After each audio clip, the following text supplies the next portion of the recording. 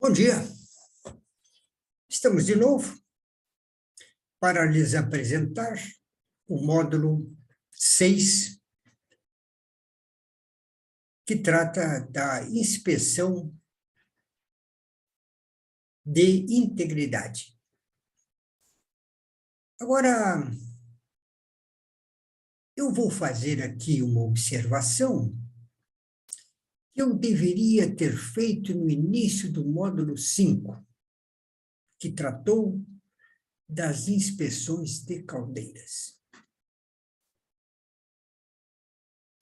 Você, que é operador de caldeira, ou operadora de caldeira, você deve estar pensando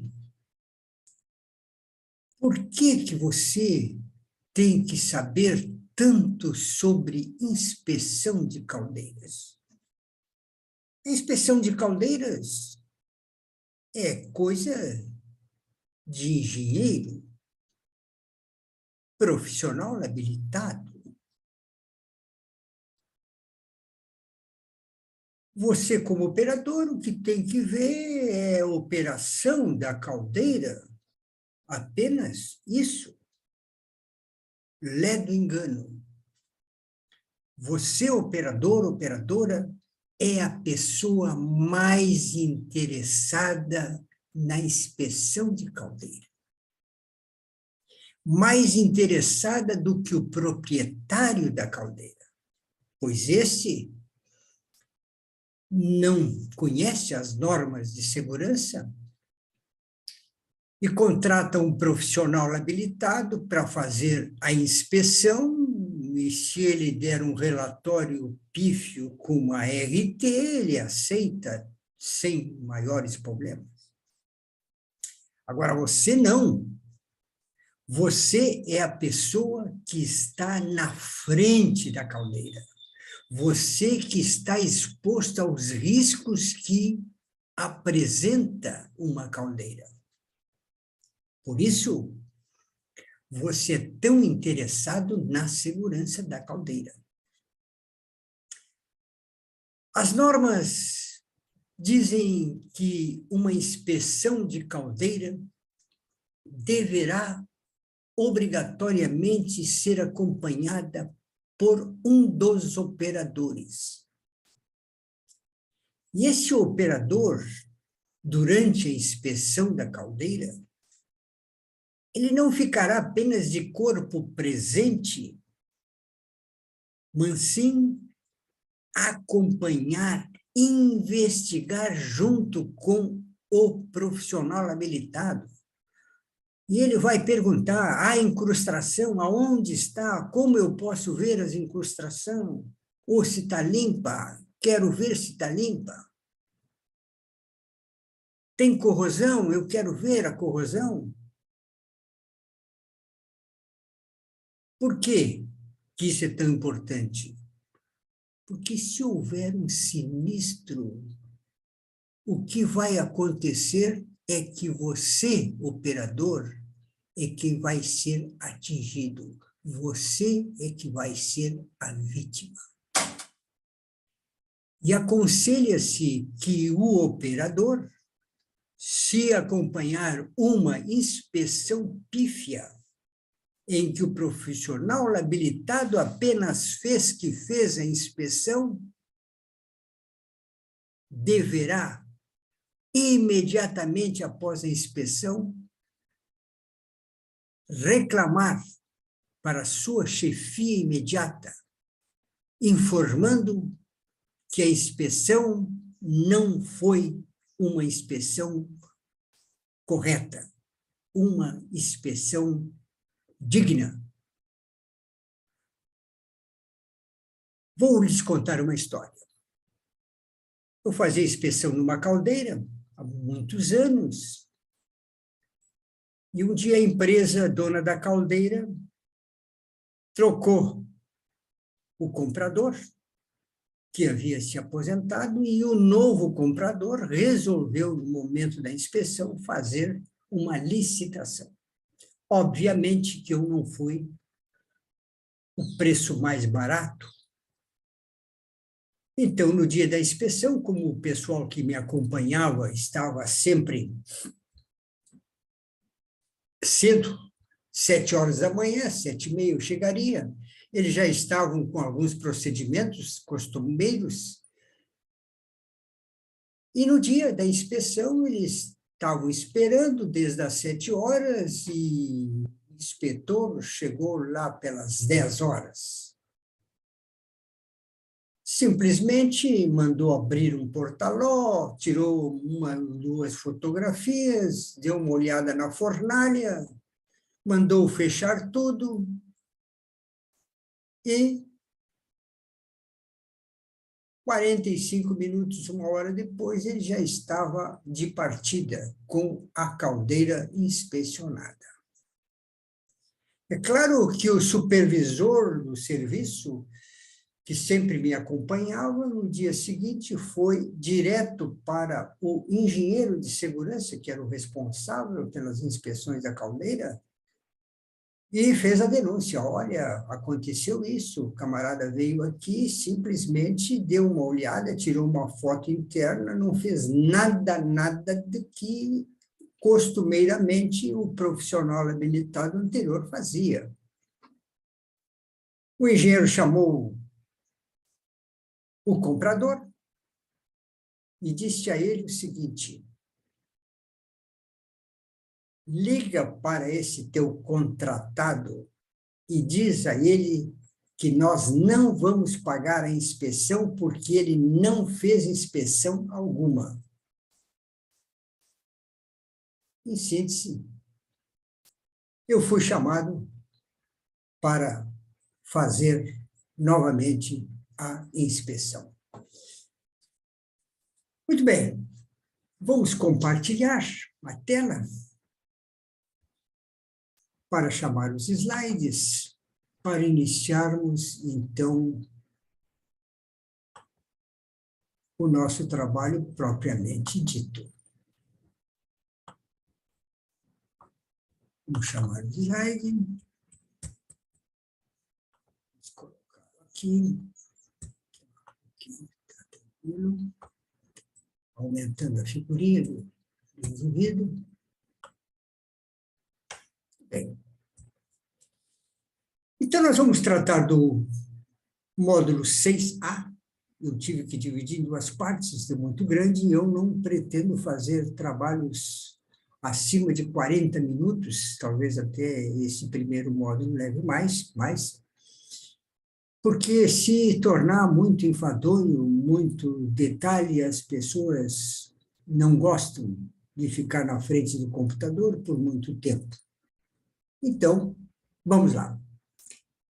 Avaliação de integridade. Inspeção devida remanescente.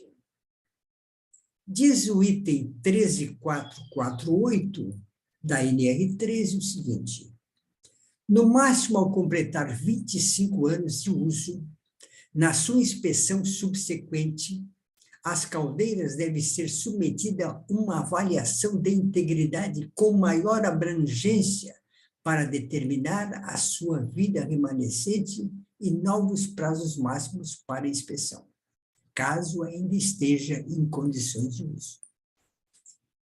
Por que nós temos que fazer uma vida remanescente, uma inspeção, uma avaliação acurada sobre o estado que está a caldeira? Porque há uma presunção de que uma caldeira tem a vida útil de 25 anos. Mas é claro que tem caldeiras bem tratadas, bem inspecionadas, bem operadas, que podem durar até 50 anos, o dobro da idade que lhe foi atribuída pelo fabricante. Mas, no entanto, terá caldeiras que teriam sido negligenciadas de tal forma que estejam apresentando condições inseguras de operação após 25 anos.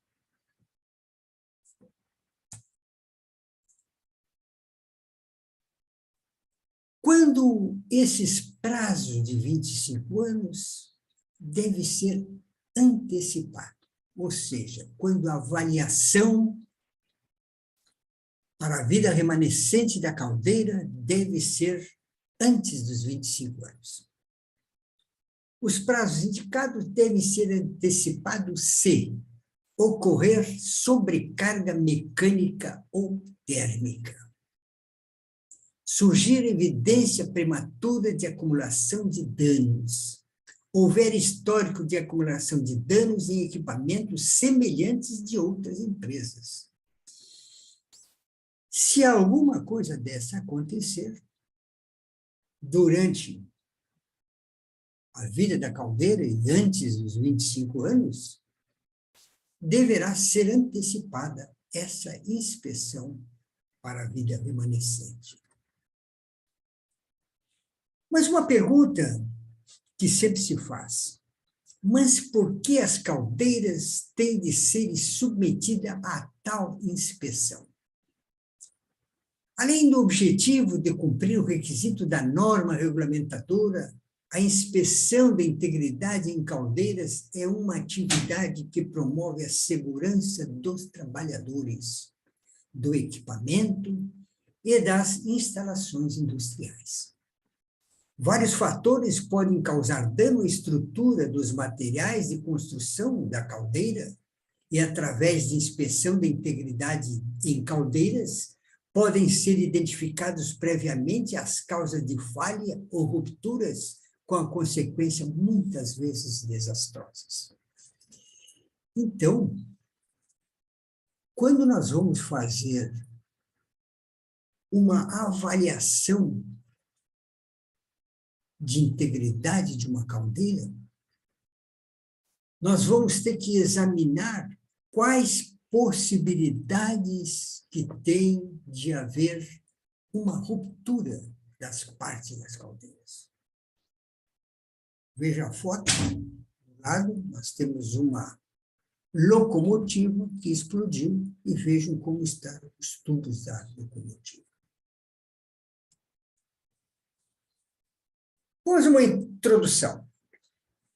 Caldeira é um tipo de equipamento que deteriora por uma ampla gama de mecanismos, tais como fadiga dos materiais, fluência, várias formas de corrosão, alteração metalúrgica e de propriedade dos materiais de construção, e muitas das causas de atividade desse mecanismo são condições operacionais que ocorrem com frequência relativamente alta.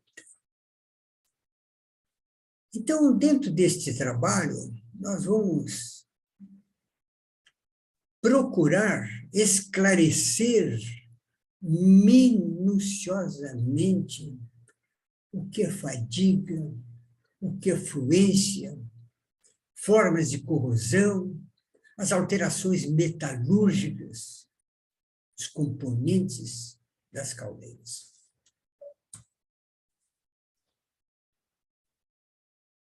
Mas para acharmos alguma coisa, é necessário sabermos o que estamos procurando. Se procurarmos algo sem saber o que estamos procurando, certamente não vamos achar. Vamos iniciar o nosso trabalho examinando a documentação da caldeira. O mais comum é o prontuário. O prontuário tem uma série de informações da caldeira, mas realmente o que tem todas as informações da construção mecânica da caldeira, processo de soldagens, materiais especificados, é o databook. O databook, como diz, ele abarca todas as condições em que a caldeira foi construída, todos os testes que foi feito, se houve alívio de tensões nas soldas, processos de soldagem e tudo mais. Depois, o livro de registro de ocorrência. Esse livro de registro de ocorrência é muito importante, porque nele deverá estar registrado qualquer anomalia que tenha acontecido durante a vida pregressa da caldeira. E ele poderá dar indicações ao inspetor, o profissional habilitado, que está fazendo o trabalho de avaliação para a vida remanescente. Também muito importante é uma entrevista com os operadores, todos.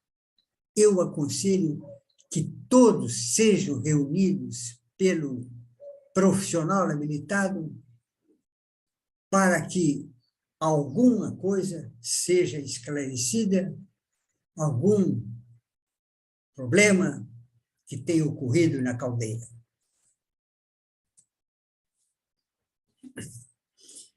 Depois passará o inspetor aos exames visuais, onde ele vai procurar amassamentos, ele vai usar uma lupa, vai usar uma lanterna, ele vai procurar corrosão do lado dos gases, para ver que tipo de combustível foi consumido na caldeira, que pode degradá-la.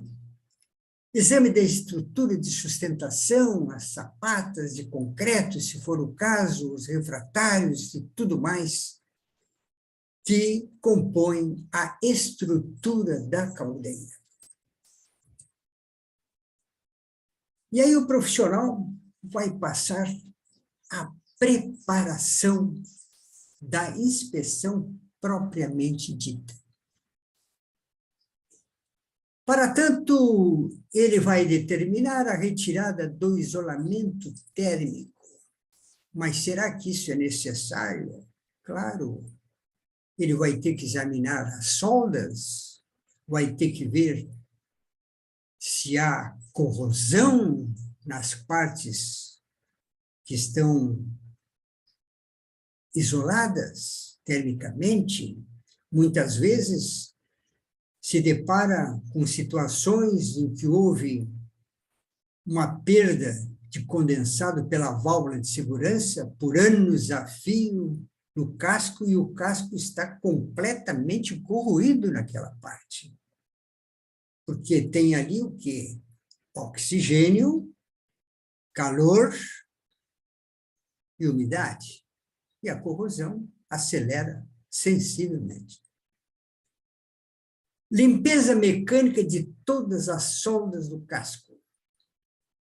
Quando eu falo todas, é todas mesmo.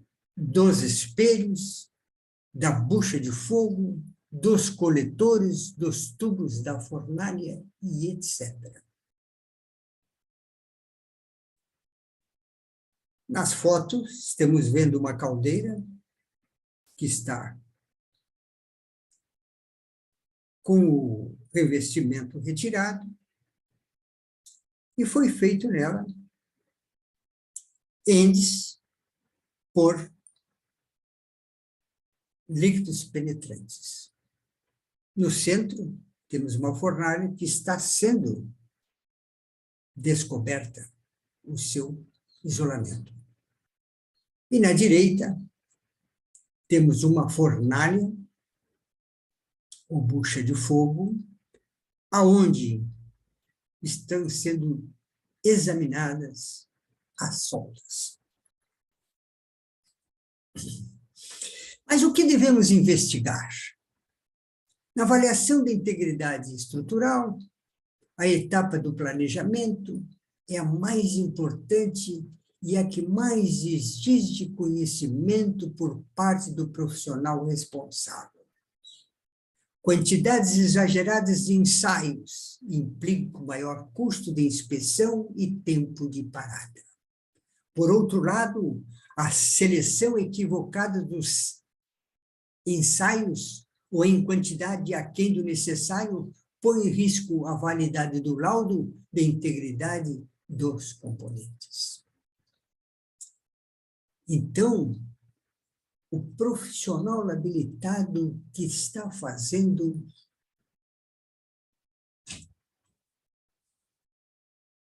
a inspeção da avaliação da integridade da caldeira, ele está no fio da navalha. Se ele fizer pouca investigação, o seu relatório e o seu trabalho será considerado pífio. Se ele exagerar, e quando eu falo exagerar, é fazer muito mais do que seria necessário, vai aumentar custo e tempo de parada. E isso não é bom. Ainda em conceitos necessários. Choque térmico. Nós temos que saber o que vem a ser o tal de choque térmico. A primeira causa de degradação em caldeiras é o choque térmico. Este pode ocorrer em razão das frequentes paradas e recolocação em marcha da cama de combustão, que é o responsável pelo aquecimento da água. As temperaturas dos tubos da caldeira variam consideravelmente devido às condições de trabalho. Então, vejam bem, a possibilidade de uma caldeira daquelas que para na sexta-feira e só será novamente aquecida na segunda, provavelmente a vida dessa caldeira será reduzida em muito. Ao passo que uma caldeira daquelas que trabalha de segunda a segunda, o mês todo e o ano todo, só parando nos momentos em que se faz a inspeção da caldeira, essa, com toda certeza, terá a sua vida alongada.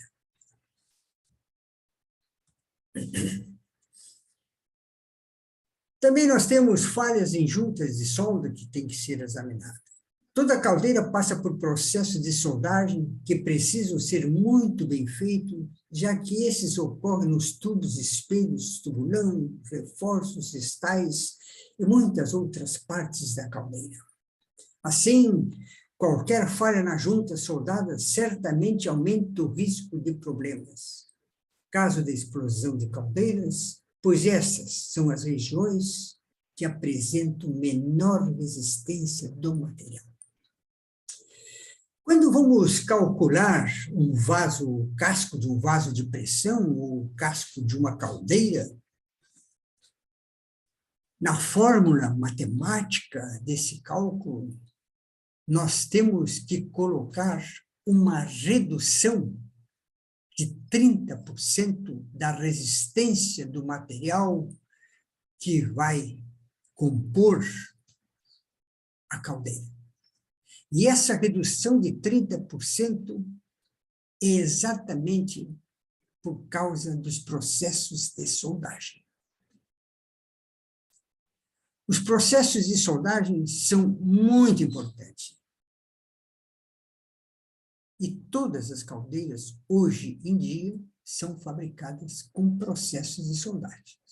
As primeiras usavam um sistema de rebites, então não havia soldas. Hoje, todas elas são soldadas. Então, pelo fato de serem soldadas, a resistência dos materiais perde 30%. Conceito de fluência. O que vem a ser a tal de fluência? É um fenômeno de deformação lenta sob a ação de uma carga constante aplicada durante longos períodos de tempo a uma temperatura superior a 0,4 vezes a temperatura de fusão em graus Kelvin. Você não entendeu? Vamos explicar melhor. Exemplo. Valor médio da fusão do aço, 1.440 graus centígrados. Nesse 1.440 graus centígrados, para nós transformá-lo em graus Kelvin, nós vamos acrescentar 273, porque o Kelvin é a temperatura absoluta, que começa de 0 e vai a 273, quando começa o grau centígrado. Então, isso nos dá 1.713 Kelvin, vezes 0,4, vai nos dizer que dá 685,2 Kelvin. Mas nós queremos agora transformar para graus Celsius. Vamos diminuir 273. Nós vamos ter 412,2 graus centígrados. Isso quer dizer que uma caldeira, no máximo, a temperatura dos materiais que a compõem não pode chegar a passar de 412,2 graus Celsius. Isso pode ocorrer com muita facilidade quando nós temos, por falta d'água, um superaquecimento.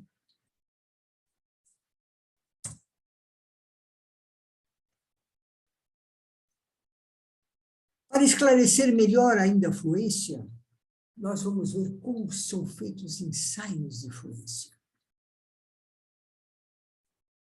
Nos ensaios de fluência, o controle da temperatura é muito importante. Exemplo disso é o aço carbono submetido a um ensaio de fluência a uma tensão de 3,5 kg/força por milímetro quadrado, durante 1.000 horas, a temperatura de 500 graus. Apresentou uma deformação de 0,04%.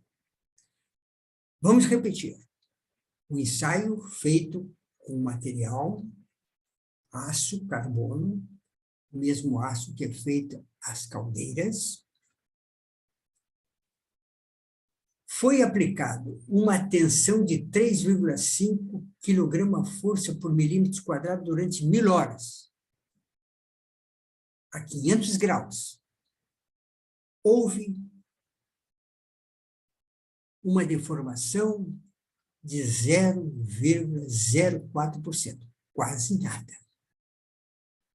E a temperatura de 540 graus, subimos apenas 40 graus centígrados, apresentou uma deformação de 4%. Ok? Então, isso quer dizer que um pequeno incremento na temperatura vai propiciar uma grande fluência. Ok? Vamos definir o que é fluência. A fluência pode ser definida como uma deformação plástica, dependente do tempo que ocorre em um material submetido a uma carga F. Esse fenômeno é fortemente dependente da temperatura. Vamos definir mais uma coisa. Deformação elástica. O que é uma deformação elástica? O nome já está dizendo. Você conhece o elástico você estica o elástico e quando você solta, ele volta ao que era antes. Então, uma deformação elástica é quando os materiais submetidos ao calor, eles aumentam o seu volume, chamado de contração linear, e quando esfriados, ele volta ao estado normal. Isso é a deformação elástica. Quando nós temos a deformação plástica, o material estende e permanece distendido. Ele não volta ao tamanho inicial. Isso é deformação plástica. E essa deformação plástica é causada pela fluência dos materiais. Mas como o inspetor em campo, fazendo uma inspeção de vida remanescente, ou de integridade da caldeira, ele vai chegar à conclusão se houve ou não fluência dos materiais da caldeira. Ele pode pegar, por exemplo, os tubos da caldeira. Ele não precisa retirar o tubo, mas ele tem que saber originalmente que tubo e qual é a seção desse tubo quando a caldeira foi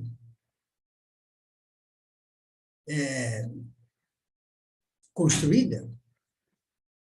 E ele pega essas dimensões e compara com aquele tubo que poderá ter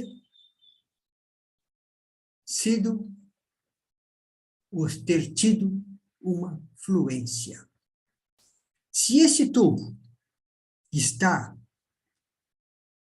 com as suas dimensões ampliadas, comparando com as dimensões de quando ele fora original, da fabricação, esse tubo está sofrendo fluência. E essa fluência, como vocês estão vendo ali na figura, ela pode ser causada porque incrustação interna de um tubo aquatubular que experimentou temperaturas superiores a 412 graus e propiciou a fluência. E essa fluência não vai parar se não for limpa, tirada essa incrustação, ela vai continuar até rebentar o tubo.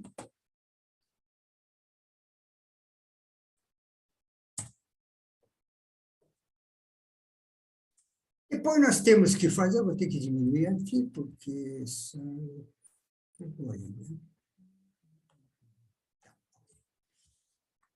Depois nós vamos passar o exame metalográfico das partes da caldeira. É claro que o profissional habilitado ele vai nomear quais partes da caldeira será feita o exame metalográfico. Por exemplo, será feita obrigatoriamente aquelas partes em que estão em contato com as chamas.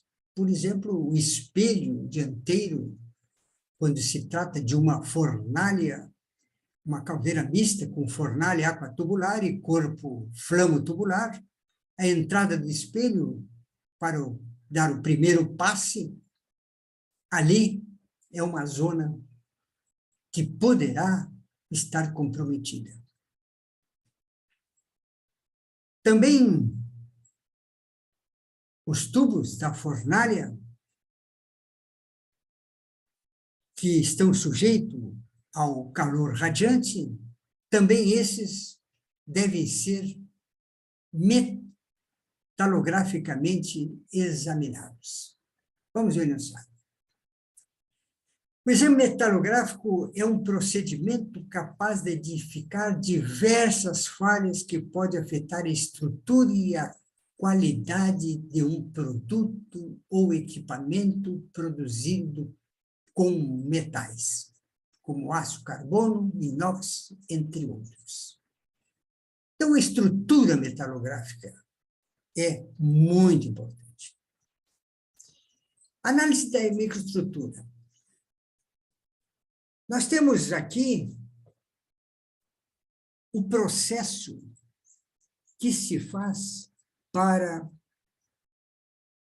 a análise da microestrutura. Nós pegamos a parte em que vamos fazer o teste, vamos fazer o exame, e nós começamos o lixamento. Então, nós devemos primeiro passar uma lixa 80 no sentido horizontal. Quando limpo, nós passamos para uma lixa, digamos, 140, e agora nós lixamos no sentido vertical. E esse lixamento com a 140 deverá eliminar todo e qualquer riscos da lixa 80. Depois, mudando novamente para o horizontal, nós usamos uma lixa 400. Depois, mudando para a vertical, nós usamos uma lixa 600. E assim, nós estamos já com a superfície praticamente limpa. Mas não está espelhada ainda, o que é necessário. E aí nós vamos pegar um feltro com alumina e vamos lixar com alumina, também nos dois sentidos, até que não exista a presença de nenhum risco. O que nós podemos examinar com uma lupa de 10 aumentos. Aí nós temos que fazer o ataque com um ácido nitalopicral a 5%. Então, nós pegamos essa solução a 5% com ácido picral-nital e vamos pintar a superfície ali, e esse ácido vai corroer, revelando a microestrutura. Nesse ponto, nós temos duas coisas a fazer. Uma, usar a réplica metalográfica, que é um processo que já está em extinção, ou usar o microscópio portátil. Se nós formos usar a réplica metalográfica, nós vamos ter uma lâmina de acetato e nós vamos passar nessa lâmina de acetato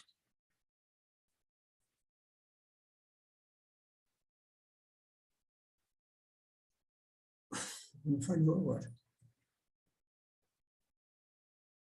A acetona PA,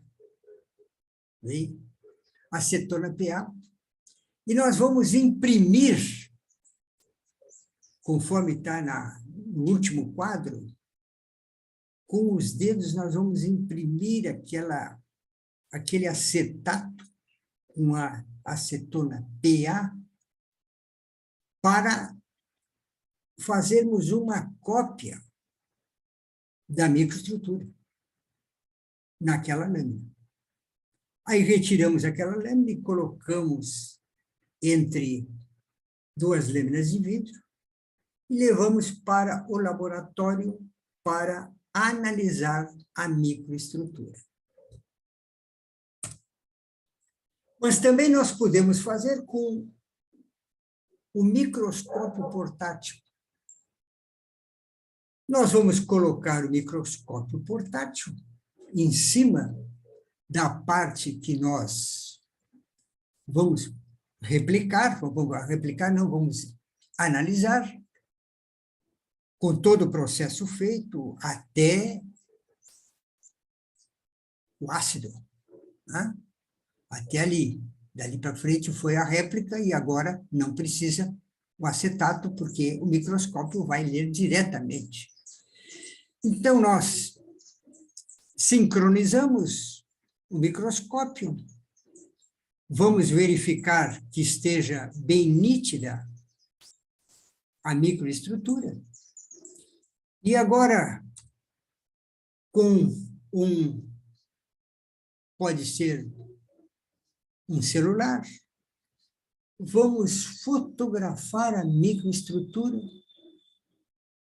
e com o próprio celular nós vamos verificar essa microestrutura e vamos compará-la para saber como está a microestrutura. Bem mais fácil, né? Considerando ainda que a réplica metalográfica, muitas vezes, no laboratório, houve um pequeno problema e ela está inutilizada, e o profissional vai ter que, talvez, fazer uma nova coleta. A análise da microestrutura. A análise metalográfica tem como principal função verificar a existência de esferodização da perlita, grafitização ou sinais de fluência na microestrutura do aço ao carbono. A classificação das amostras quando o estado de degradação microestrutural baseia nos padrões microestruturais apresentados pelo Electric Power Research Institute. Então, nós vamos pegar aquela foto que nós fizemos no microscópio portátil e vamos comparar com as amostras desse Electric Power Research Institute. Okay? Então, agora, nós temos o seguinte: estágios microestruturais de degradação para o aço de baixa liga, que é os aços usados nas caldeiras. Nós temos uma microestrutura a ferrita e a perlita fina e a microestrutura do material novo. Então, a A é um material novo, como ele se apresenta, sem haver trabalhado ainda. Na B, primeiros sinais de esferodização da perlita, normalmente também acompanhada pela precipitação de carbonetos nos contornos de grão. Então, aqui já começa a aparecer a degradação. C, estágio intermediário da esferodização como forte coalescimento das lamelas da perlita, observando-se ainda a presença de algumas lamelas remanescentes. Já houve uma degradação maior. Na D, esferodização virtualmente completa, mas os carbonetos ainda estão agrupados na rede original da perlita. Já há uma degradação acentuada, mas ainda há alguns elementos que mantêm ainda uma determinada resistência. No E, esferodização completa. Os carbonetos estão dispersos, deixando ainda observarem-se pequenos traços das áreas perlíticas originais. Na F, etapa final de coalescimento. Os tamanhos de algumas partículas de carbonetos crescem devido ao coalescimento. Esse material está completamente degradado. Definição de coalescimento. Tratamento térmico de cozimento com a finalidade de se obter os carbonetos na forma esferoidal, também conhecido como esferodização. Utiliza-se em produtos que necessitam reduzir sua dureza para poderem ser deformados plasticamente. Então, essa é uma microestrutura que compromete totalmente a integridade dos aços das caldeiras. Ficamos por aqui, continuamos na próxima semana com o módulo 6B. Muito obrigado pela atenção. Vamos desfazer